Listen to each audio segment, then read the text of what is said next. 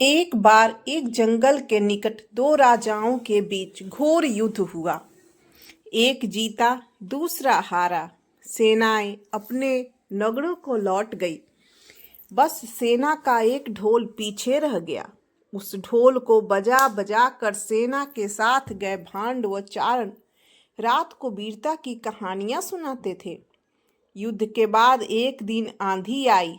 आंधी के जोर में वह ढोल लुढ़कता पुढ़कता एक सूखे पेड़ के पास जाकर टिक गया। उस पेड़ की सूखी टहनियां ढोल से इस तरह से सट गई थी कि तेज हवा चलते ही ढोल पर टकरा जाती थी और ढमाढम ढमाढम की गुंजायमान आवाज होती। एक सियार उस क्षेत्र में घूमता था। उसने ढोल की आवाज सुनी। वह बड़ा भयभीत हुआ। ऐसी अजीब आवाज बोलते पहले उसने किसी जानवर को नहीं सुना था। वह सोचने लगा कि यह कैसा जानवर है जो ऐसी जोरदार बोली बोलता है, ढमाढम। सियार छिपकर ढोल को देखता रहता, यह जानने के लिए कि जीव उड़ने वाला है या चार टांगों पर दौड़ने वाला। एक दिन सियार झाड़ी के पीछे छुपकर ढोल पर नजर रखे था।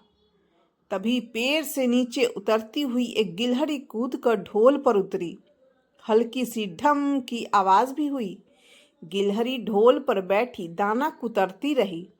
सियार बड़बड़ाया, ओह, तो यह कोई हिंसक जीव नहीं है, मुझे भी डरना नहीं चाहिए। सियार फूंक फूंक कर कदम रखता ढोल के निकट गया। उसे सूंघा। ढोल का उसे कहीं सिर नजर आया, न पैर। तभी हवा के झोंके से टहनियां ढोल से टकराई। ढम की आवाज हुई और सियार उछलकर पीछे जा गिरा। अब समझ आया। सियार उठने की कोशिश करता हुआ बोला, यह तो बाहर का खोल है, जीव इस खोल के अंदर है। आवाज बता रही है कि जो कोई जीव इस खोल के भीतर रहता है वह मोटा ताजा होना चाहिए, चर्बी से भरा शरीर, तभी ये ढमढम की जोरदार बोली बोलता है।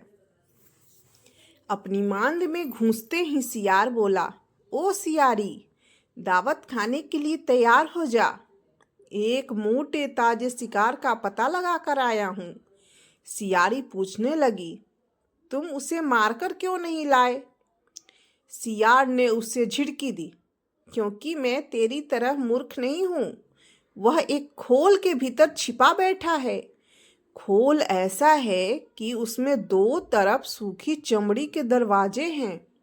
मैं एक तरफ से हाथ डाल उसे पकड़ने की कोशिश करता तो वह दूसरे दरवाजे से भाग नहीं जाता।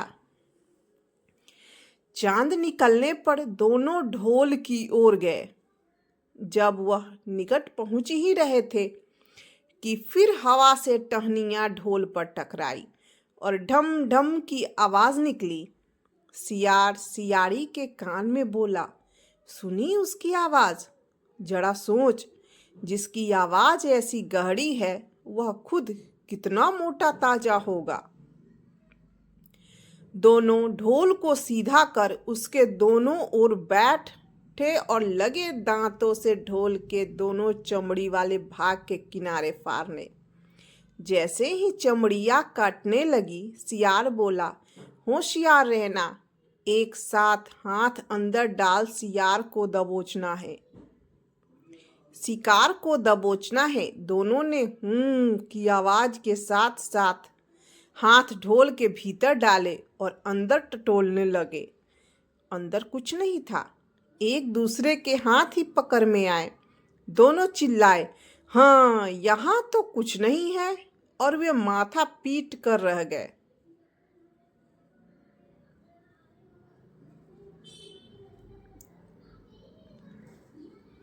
अगर आपको मेरी कहानी पसंद आए तो प्लीज़ मेरे चैनल को सब्सक्राइब करें और मेरे इस पोस्ट को लाइक करें। धन्यवाद।